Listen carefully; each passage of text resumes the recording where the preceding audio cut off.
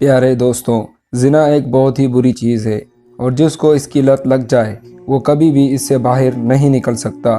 اس کی ہر بار یہی سوچ ہوتی ہے کہ وہ یہ آخری بار کرے گا، مگر افسوس اس کی موت آ جاتی ہے اور وہ شخص زانیوں میں مرتا ہے۔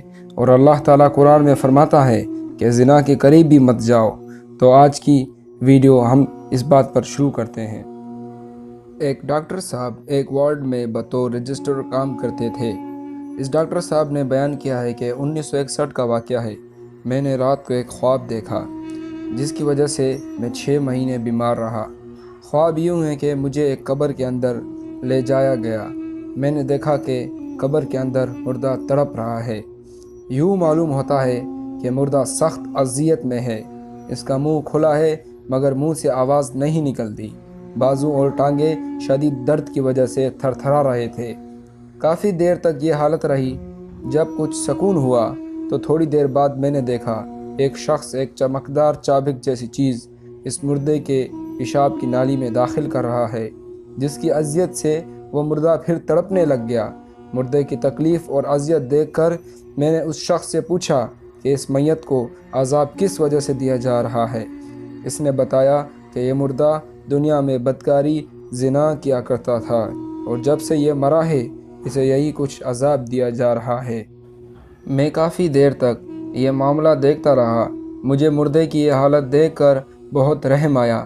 میں ابھی یہ سزا دیکھ ہی رہا تھا کہ کسی نے مجھے پکڑ کر زمین پر لٹا دیا اور ویسی ہی چمکدار چیز میری پیشاب کی نالی میں داخل کر دی، جس سے مجھے اس شدت کی تکلیف ہوئی کہ ماہی بے آب کی طرح تڑپنے لگ گیا۔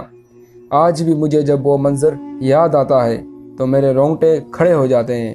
بہرحال کافی دیر تک میں تڑپتا رہا۔ جب میری آنکھ کھلی تو اپنے بستر کو گیلا پایا اور تکلیف کی شدت ابھی تک محسوس ہو ہی رہی تھی۔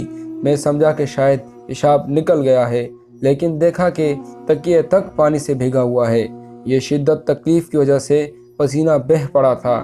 اس کے بعد جب میں نے پیشاب کیا تو وہ خون کی طرح سرخ تھا اور پھر یہ خون والا پیشاب 6 ماہ تک جاری رہا اور میں اس دوران بہت کمزور ہو گیا۔ ہر قسم کے لیبارٹری ٹیسٹ، گردے، مثانے کے ایکس رے وغیرہ کرائے، کئی ڈاکٹروں سے مشورے کیے اور علاج کرایا، لیکن نہ تو بیماری کسی کی سمجھ میں آئی اور نہ ہی افاقہ ہوا۔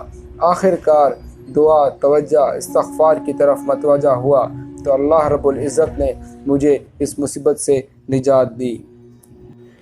پیارے دوستوں، میں مانتا ہوں کہ زنا کی عادت بہت بری ہے اور اس سے جان چھڑوانا بہت مشکل ہے۔ یہ اتنا آسان کام نہیں کہ کہہ دیا اور جان چھٹی۔ یقین مانیے دوستو، آپ نیت کریں، انشاءاللہ اللہ تعالیٰ آپ کو ہمت دے گا، کیونکہ حضرت محمد صلی اللہ علیہ وآلہ وسلم کا فرمان ہے کہ اعمالوں کا دار و مدار نیتوں پر ہے۔ آپ نیت کریں گے، اللہ آپ کو ہمت دے گا۔ آپ مت گھبرائیں، کیونکہ وہ اللہ اپنے بندوں سے 70 ماؤں سے بھی زیادہ محبت کرتا ہے۔ سبحان اللہ۔ اور میرے بھائیوں، زنا ایک قرض ہے۔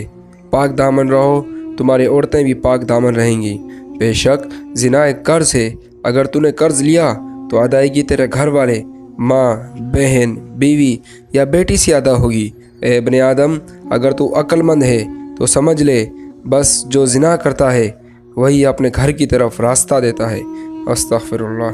امید ہے اللہ رب العزت نے آپ کے علم میں اضافہ کیا ہو۔ السلام علیکم، خدا حافظ۔